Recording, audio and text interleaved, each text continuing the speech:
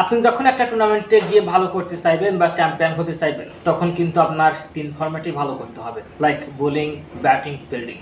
এতদিন ধরে পাকিস্তান যে ম্যাচগুলো জিতে আসছিল, সেক্ষেত্রে কিন্তু ব্যাটারদের কোনো অবদানই ছিল না।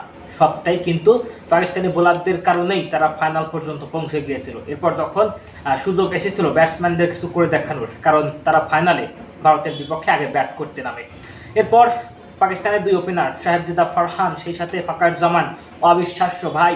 11 ওভার 2 বলেই তারা করতে পেরেছিল 100 রান।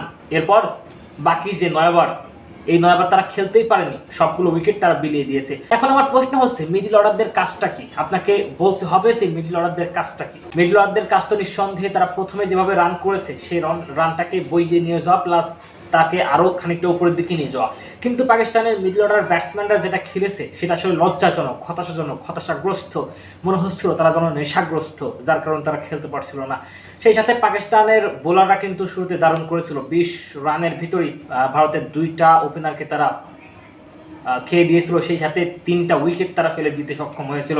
যদি এরপর বাকিটা ইতিহাস, তারা যথাসময়ে ব্রেক থ্রো দিতে পারে। তবে আপনাকে মানতে হবে, ব্রেক থ্রো দিয়েও কোনো লাভ হতো না, কারণ 146-47 রান ভারতের জন্য আহামরি কোনো লক্ষ্য না। যদি 180 বা 85 হতে পারতো, তাহলে কিন্তু ভারত ম্যাচটা হারতে পারতো এবং পাকিস্তান চ্যাম্পিয়ন হতে পারতো।